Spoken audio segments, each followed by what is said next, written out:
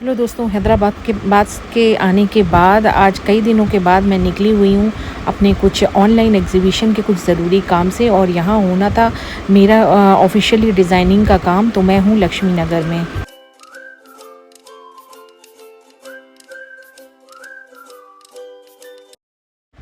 और यहाँ चल रहा है हमारा मार्केटिंग का और डिज़ाइनिंग का काम और ऑलमोस्ट कंप्लीट हो गया है। अगला दिन हो चुका है और शाम हो चुकी है। काफ़ी दिन हो गए थे, मम्मी गई हुई थी चंडीगढ़ और उसके बाद मम्मी आ गई थी, लेकिन कहीं निकलना नहीं हो पाया था। घर के भी काफ़ी सारे काम और ज़िम्मेदारियाँ थी।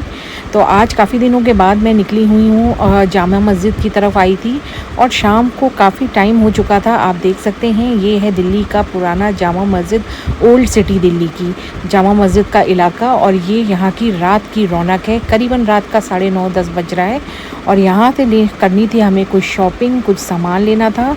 तो दिन में निकलना नहीं हो पाया था, तो हम आ गए रात के वक्त। और ये देखिए, ये है यहाँ के खाने पीने की रौनक। और इस वक्त भी काफ़ी रौनक है। वैसे मुहर्रम शुरू हो चुके हैं तो लोग इतना ज़्यादा बाहर नहीं निकलते हैं, इबादत करते हैं। लेकिन आज यहाँ पर उतनी भीड़ नहीं है, लेकिन फिर भी यहाँ पर लोग बहुत होते हैं। शाम के वक्त यहाँ काफ़ी रश होता है। मैंने यहाँ से शॉपिंग करी थी और यहाँ से ख़रीदा मैंने मिल्क केक। यहाँ बेकरी का सामान बहुत अच्छा मिलता है। और ली सूद फेनी, ये सिमई की ही तरह होती है दोस्तों, और दूध में भिगो के उसके बाद इसमें शक्कर मिला के खाई जाती है। बहुत अच्छी जायकेदार होती है और यहाँ पुरानी दिल्ली में अच्छी और स्पेशल सूद फेनी मिलती है।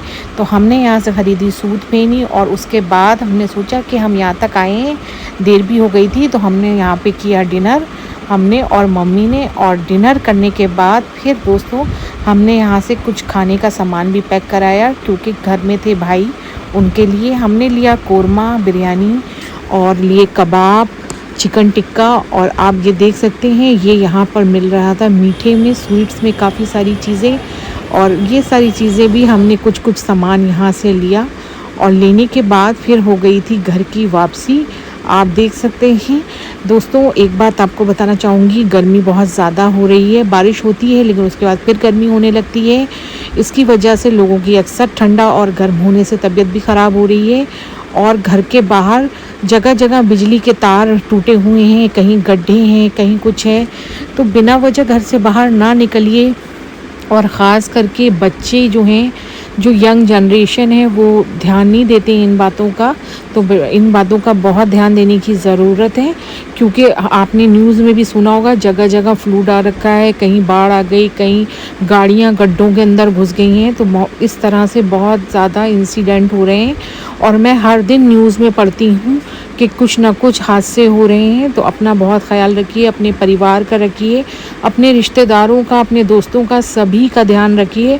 और इन बातों पे ख़ास ध्यान रखिए कि अगर बारिश हो रही है तो बेवजह घर के बाहर ना निकलें और कोशिश करें कि घर में ही अपना जो भी काम है या जो भी चीज़ें हैं अपने घर में निपटाएं। क्योंकि घर से बाहर निकलने के बाद कब क्या हो जाए कुछ पता नहीं होता है। और आजकल जिस हिसाब से माहौल है और दूसरी चीज़ जितनी दुर्घटनाएं हो रही हैं, तो हर वक्त डर लगा रहता है। इसलिए अपना ध्यान रखिएगा, दुआओं में याद रखिएगा। जल्दी मिलूँगी एक नए ब्लॉग के साथ। चैनल को सब्सक्राइब करना बिल्कुल मत भूलिएगा। Take care.